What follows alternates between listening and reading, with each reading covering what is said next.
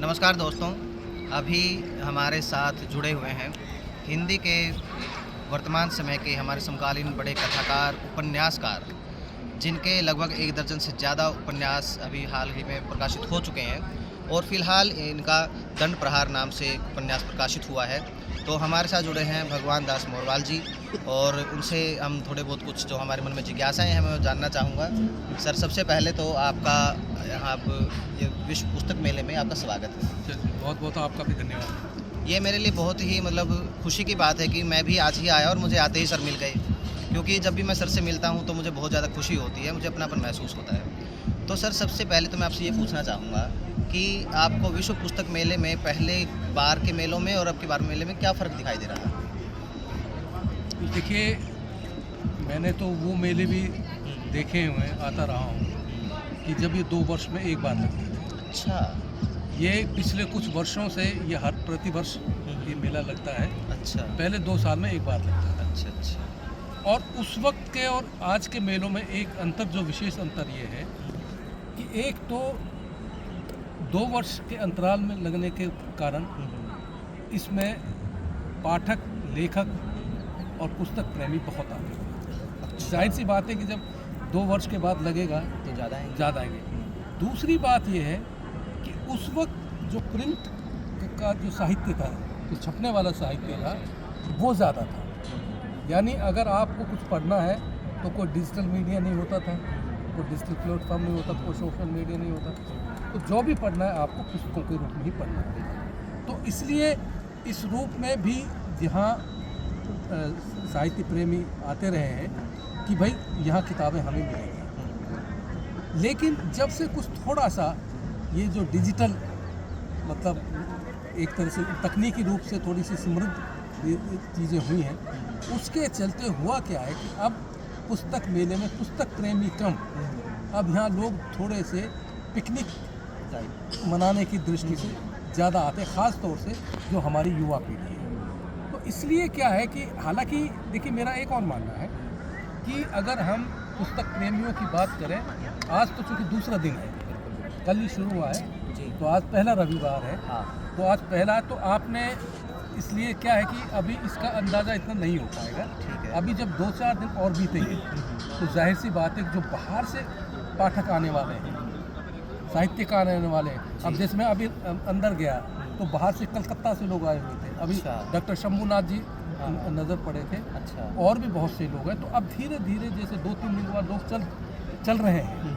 तो इस तरह से क्या है कि लोग अब धीरे धीरे आना शुरू होंगे। जी। और मेरा एक मानना और है, मैंने एक चीज़ और देखी कि जो हम अक्सर ये कहते हैं कि भाई किताबें बिकती नहीं है, पाठक नहीं है। ये आपको, अगर आप रेगुलर आप यहाँ आएंगे, निरंतर आप आएंगे, लगातार आएंगे, जी। तो आपको पता चलेगा कि यहाँ सचमुच ये जो धारणा बनी हुई है कि पाठक नहीं है, ऐसी बात नहीं है। मतलब मेरा कहने का आशय है कि जो औसत, जिनको हम पाठक कहते हैं, वही औसत जो आज है, वही औसत आज से लगभग 20-25 साल पहले है। अच्छा। यानी हम अगर ये कहें कि भाई हिंदी का विस्तार हुआ, हिंदी के लोग बड़ों से पाठक बढ़ गए होंगे, ऐसा नहीं है। जो गंभीर पाठक होता है, जिसको हम सचमुच साहित्य का पाठक होता है, वो आज से 25-30 साल पहले भी उतना ही था उसका अनुपात, और वो आज भी उतना है। अच्छा। अच्छा। तो इसलिए जो शब्दों की दुनिया है, वो एक तो अगर किसी को ये भ्रम है कि शब्दों की दुनिया ख़त्म हो जाएगी ई बुक्स के आने से, किंडल के आने से, तो ये ऐसा संभव नहीं है। उस शब्दों का की जो दुनिया है, शब्दों की जो सत्ता है, वो जैसे पहले बनी हुई थी, आज भी बनी हुई है और भविष्य में भी बनी है। ठीक है सर।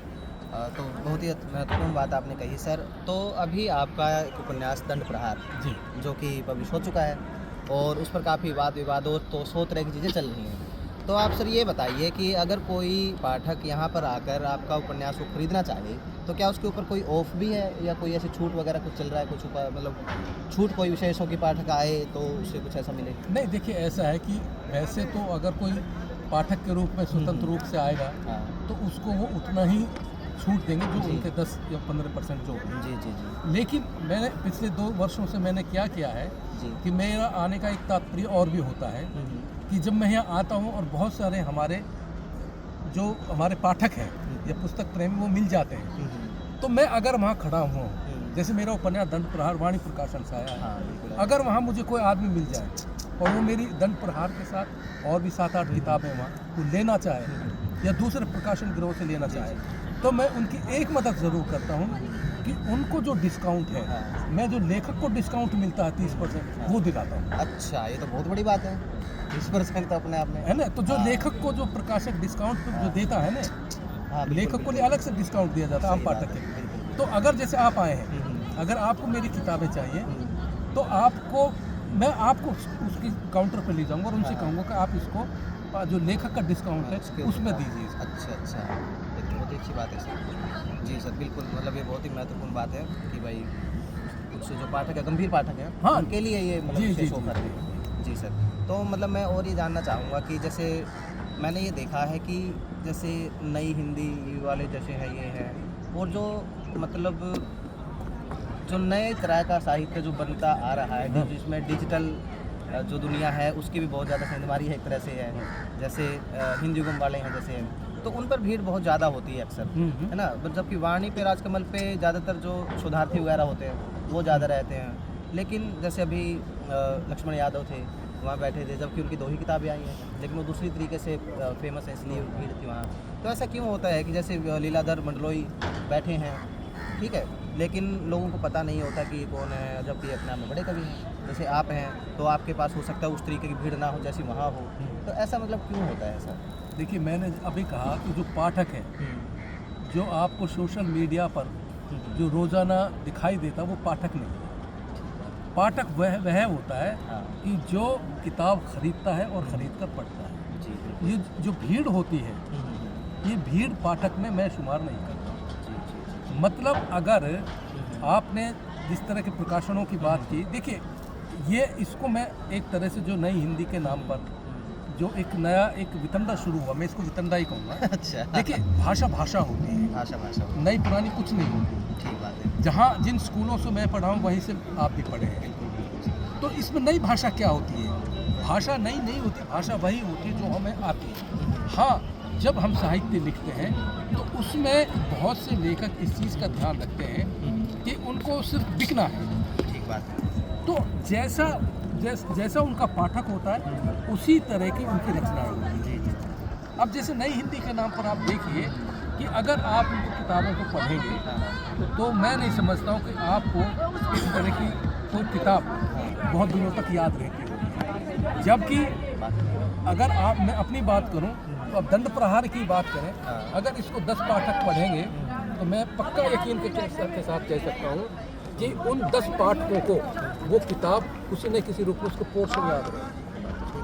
तो फैक्ट है, मतलब हाँ, चीज़ तो जुड़ी हुई है हाँ, हमसे। तो साहित्य दरअसल कोई गोलगप्पे का डिसीज नहीं है, अच्छा, कोई दही बल्ले नहीं है। ठीक बात है। मतलब शाम को अगर आप किसी बड़े ब्रांडेड उसके दुकान पर जाओ बिल्कुल। और वहाँ जहाँ गोलगप्पे बिकते हैं वहाँ सबसे ज़्यादा भीड़ होती है, जी बिल्कुल। लेकिन वो उसकी दुकानदारी का क्राइटेरिया नहीं है। उस गोलगप्पे में दरअसल वो पौष्टिकता नहीं होती है।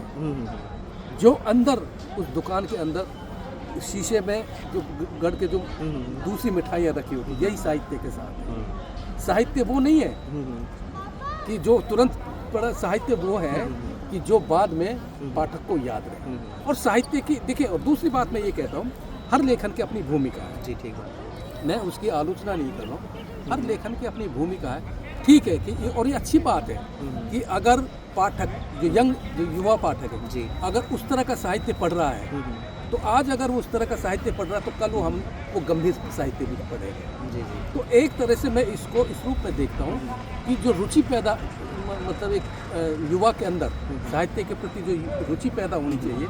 अब देखिए, एक समय में लोकप्रिय साहित्यों की बड़ी गुलशनंदा, जासूसी उपन्यास, पॉकेट बुक्स, बिल्कुल भाई हम जैसे लोगों ने भी पढ़ी, तो उसका योगदान क्या है?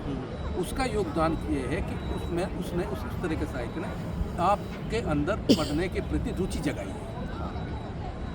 हमने भी जो हमारी भी जो आज समझ बनी है, हमने भी ये अच्छा ये उस तरह का साहित्य आपको अभ्यास कराता है पढ़ने का, और पढ़ने का भी अपना एक अभ्यास होता है जैसे लिखने का। जी, तो इससे विचलित नहीं होना चाहिए कि भाई फला जो इस तरह का। अब दूसरी बात है कि आप कभी भी देखिए वहाँ उस तरह का साहित्य नहीं मिलेगा आपको। समझ गया बिल्कुल। अगर आप इसको मैं उस रूप में कहूँ कि जब हम स्कूल में पढ़ते थे उस उम्र में थे, हाँ। तो एक सीरीज होती थी राजन इकबाल, अच्छा छोटे छोटे पॉकेट बुक्स में राजन इकबाल। अच्छा अच्छा दो पात्र, एक राजन नाम का होता है, एक इकबाल नाम का होता है। अच्छा। तो उसको हम बड़े शौक से पढ़ते थे।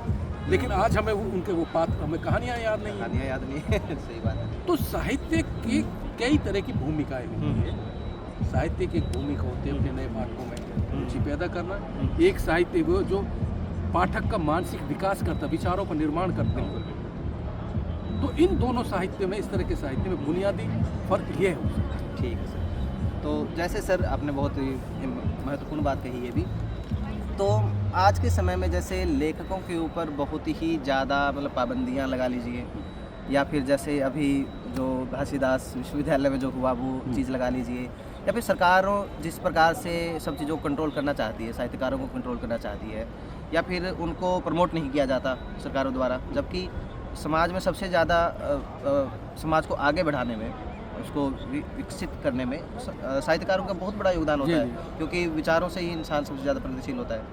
और लेकिन मतलब ऐसा क्या है कि मतलब साहित्यकार उस प्रकार से स्वतंत्र होकर लिखने से डरते हैं, या फिर उनके साथ इस तरीके का कई बार सलूक किया जाता है, या फिर सरकारों द्वारा या यूनिवर्सिटीज़ द्वारा ये कहा जाता है कि आप सरकार के खिलाफ नहीं बोलेंगे या फिर ऐसा नहीं करेंगे। देखिए ऐसा है कि देखिए सत्ता कोई भी इस चीज़ को सहन नहीं करती है, कोई इस बात को नहीं पचा पाती है कि भाई उनकी कमज़ोरियों को पब्लिक के सामने लाया जाए। और जाहिर सी बात है कि जो लेखक होता है, लेखक या लेखन सत्ता विरोधी नहीं होता, वो व्यवस्था विरोधी होता है। सत्ता तो आनी जानी होती है, जो सिस्टम है वो उस सिस्टम के खिलाफ बोलता है। क्योंकि अगर कहीं भ्रष्टाचार है, बेईमानी है, उसके खिलाफ बोल रहा है। ठीक बात। वो किसी सरकार के खिलाफ नहीं बोल रहा है। दूसरी बात, आपने जो अभी एक विश्वविद्यालय के नाम दे, जो कि बहुत मैंने भी उनको व्यक्तिगत रूप से मैसेंजर में मैसेज किया कि भाई आपका जो ये आचरण था बहुत अमर्यादित और अशोभनीय था, और उसमें आपको ये नहीं बोलना चाहिए कि वो सिर्फ लेखक नहीं था, वो आपका अतिथि था। अतिथि था, और बिल्कुल। अतिथि के साथ इस तरह का व्यवहार करना कहीं से भी उचित नहीं है। तो ये देखिए, ये आदमी के व्यक्ति की समझ और उसके शिष्टाचार का मामला है।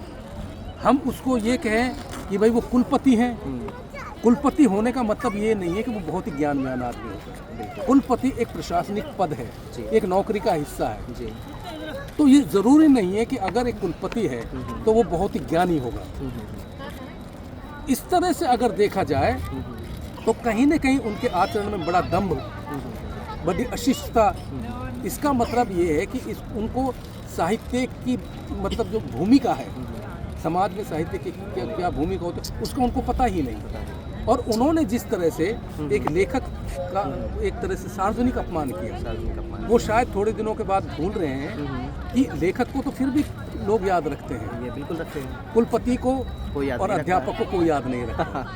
सिर्फ वही उनके शिष्य याद रखते हैं जिनको कि उन्होंने अच्छे ढंग से पढ़ाया। तो मैं समझता हूँ उस चीज़ को बहुत ज़्यादा गंभीरता से हमें नहीं लेने की ज़रूरत है। एक टाइम था, उन्हें अपना आचरण दिखाना था, और उस आचरण की मैं समझता हूँ कि लगभग पूरे बौद्धिक वर्ग ने उसकी बहुत आलोचना की। मतलब वो कहीं से भी अच्छी नहीं है, भले ही वो किसी भी विचारधारा के रहे हों, उनकी विचारधारा के लोगों ने भी उसको सही नहीं ठहराया कि कम से कम आप अपने शिष्टाचार का आपका परिचय देना होता। दूसरी बात यह है कि अगर आप कुलपति हैं, फिर वही बात है, तो आपको विषय पर बोलना चाहिए था। ठीक बात है। और जिस लेखक के साथ ये इस तरह का व्यवहार किया, उन्होंने कोई गलत नहीं कहा। जब आपने कहा कि आप बोर हो, तो उन्होंने कहा आप विषय पर बोलिए। तो ये तो कोई गलत बात नहीं है, कोई गलत बात ये तो मुझसे भी और आपसे भी कहा जा सकता है। तो उसको इस तरह से व्यक्तिगत नहीं लेना चाहिए था, उनको थोड़ी उदारता बरतनी चाहिए थी। और एक विश्वविद्यालय के मुखिया होने के नाते उन्हें अपने ऊपर थोड़ा संयम रखना चाहिए था, ताकि इस तरह की, देखिए इससे बदनामी कुलपति की नहीं होती है, संस्थान की ज़्यादा बदनामी हो रही है। सही बात। तो इस तरह से क्या है कि मैं समझता हूँ कि आचरण का मामला, जहाँ तक सत्ताओं का सवाल है, अब देखिए जैसे दंड प्रहार है, मैं इस चीज़ को जानता हूँ कि ये किसी सत्ता के खिलाफ नहीं है। एक संस्था को केंद्र में रख कर लिखा गया उपन्यास। तो वो संस्था तो सरकार नहीं है।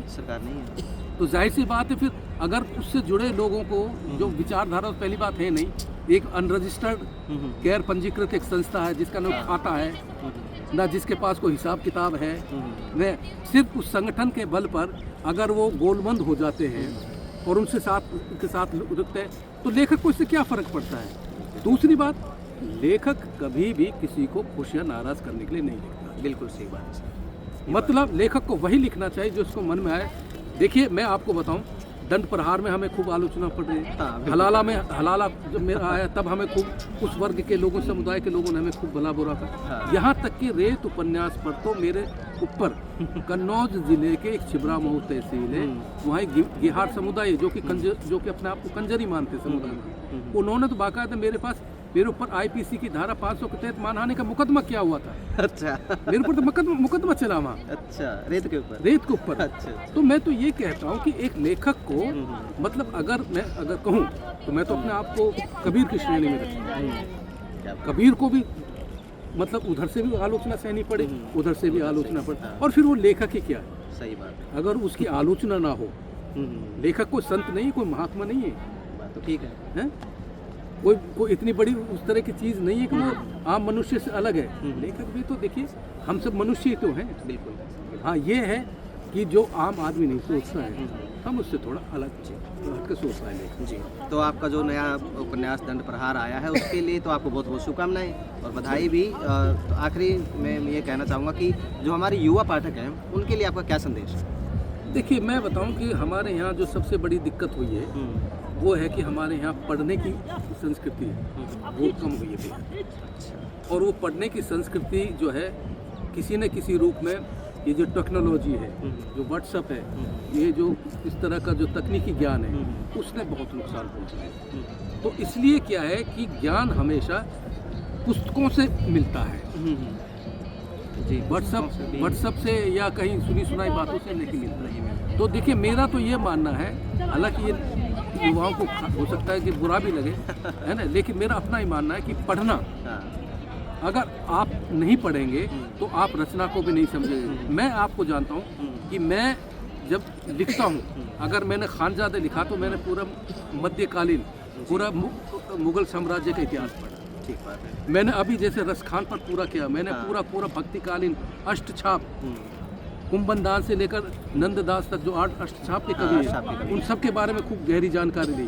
रसखान के व्यक्तिगत जीवन को लेकर के मैंने उसमें यहाँ तक दिखाया है कि रसखान ने किस तरह से एक दयाल दास के नाम के व्यक्ति ने जब 1572 में रामचरितमानस को लिखा था, वो वहाँ से लाकर उसकी एक नकल लाए थे क्योंकि उस पर फोटो स्टेट तो होते नहीं, वो रसखान को पढ़ाया। अच्छा। तो इस तरह से क्या है कि जितनी रिसर्च, जितनी मेहनत एक लेखक अपनी रचना के लिए करता है, मैं समझता हूँ कि पाठकों को तो उससे ज़्यादा मेहनत करनी चाहिए। तभी आप समाज को समझ पाएंगे, तभी आप इतिहास को समझ पाएंगे, तभी आप राजनीति को समझ पाएंगे। अगर आप नहीं पढ़ेंगे तो आप बेमतलब तर्कहीन बातें कहेंगे जिनका कोई मतलब नहीं है। और जो फिर आपको जो बताया जाएगा, जो ओरल इतिहास के नाम पर जो आपको बताया जाएगा, आप उसी को प्रामाणिक इतिहास मानेंगे। जी बिल्कुल। तो इसलिए पढ़ना बहुत ज़रूरी है। अगर छात्रों में अगर पढ़ने की रुचि नहीं है तो मैं समझता हूँ कि वो आगे जाके बहुत दुखी होंगे। मैं ये बात तो ठीक है सर। वो MPhil PhD तो कर लेंगे, शिक्षा भी पूरी कर लेंगे, तो हो सकता है उनको नौकरी भी मिल जाए बच्चों को पढ़ाने की, लेकिन वो उनके बच्चे कैसे होंगे, वो बच्चों को क्या पढ़ाएंगे, ये तो फिर वक्त ही बताएगा। वक्त ही बताएगा, बिल्कुल ठीक बात है सर। तो सर बहुत मतलब जो कुछ मुझे मन में आया, मेरे मन में आया कि हमें ऐसे डिस्कस करना चाहिए, और क्योंकि ये वीडियो इंस्टाग्राम पे जाएगी, यूट्यूब के ऊपर जाएगी तो लोग इसको देखेंगे। तो आप हमारे जो दर्शक हैं उनको ये भी बता दीजिए कि अगर वो आपसे मिलना चाहें तो किस दिन मिल सकते हैं वो आपसे यहाँ पे? देखिए मैं अब ये पुस्तक मेला जो है ये 18 तक है। हाँ, 18 10 से 18 तक है जी। जैसे आज तो पहला रविवार था, हालांकि मेरा कोई योजना नहीं थी, लेकिन फिर मैंने सोचा कि नहीं, क्योंकि हमारे मेवाती में कहावत है कि मिलते का ही मेला है। हाँ बिल्कुल है। यानी मेले का मतलब ये कि आप लोगों से मिलते जुलते हैं। सही बात। तो एक तो लालच ये होता है, अच्छा आज जैसे मेरे अचानक बना, ठीक है ना, कोई पहले से तय नहीं था, और उस पर भी जैसे आप जैसे बहुत सारे मित्रों से मुलाकात हुई। अब जो मेरा आने का अगला जो आना है यहाँ, वो आना है 15 तारीख, 15 तारीख को। क्योंकि 15 तारीख को 4 बजे वाणी प्रकाशन के स्टॉल पर दंड प्रहार पर जो हंस पत्रिका के कार्यकारी संपादक और कहानीकार हैं विवेक मिश्र, वो इस दंड प्रहार पर उस पुस्तक को लेकर कुछ चर्चा करेंगे, बातचीत करेंगे। तो इसलिए मैं अब 15 को आऊँगा, और उसके बाद मेरी फिर कोशिश है 17 तारीख को, उस दिन शनिवार को। जी, ठीक बात है ना, सेकंड लास्ट दिन है, क्योंकि आखिरी दिन तो बहुत भीड़ होगी लोग, तो मैं दूसरा मेरा प्रयास होगा शनिवार को आने। जी। तो दोस्तों, अगर आप भगवान दास मोरवाल जी से मिलना चाहते हैं तो 15 जनवरी और 17 जनवरी 2 दिन आप कॉपी में लिख लीजिए, आप इनसे मिलना चाहते हैं। इनका जो उपन्यास है अभी जो प्रकाशित हुआ है दंड प्रहार, उसको खरीदिए। उसके ऊपर ऑफ चाहिए होगा तो आप सर से ही मिलिए, तो भी आपको अच्छा ऑफ मिल जाएगा। जो नॉर्मल ऑफ मिलता है वो आपको वैसे भी मिल जाएगा। और हमारी जितनी भी बातें हुई हैं आप कोर्स आपको अच्छी लगी होंगी। तो आपकी इन सब जो मैंने प्रश्न पूछे हैं, आपकी भी क्या राय है? और आपने सर को पढ़ा ही होगा, तो इनके मोक्षवन हो गया, है ना, काला पहाड़ हो गया, रेत हो गया, आनजादा, ये सभी उपन्यास हैं जो कि सारे के सारे बेस्ट सेलर हैं। ठीक है, तो आप भी अगर पीएचडी में हैं, एमफिल में हैं, या फिर आप घर बैठ के पढ़ने के इच्छुक हैं और नॉवेल्स पढ़ना चाहते हैं, तो सारे के सारे जो ऐतिहासिक उपन्यास हैं आप इनको पढ़ सकते हैं। और सर का हमने काफ़ी टाइम ले लिया है, अंदर भी घूमना है, अभी के लिए इतना ही। धन्यवाद, नमस्कार।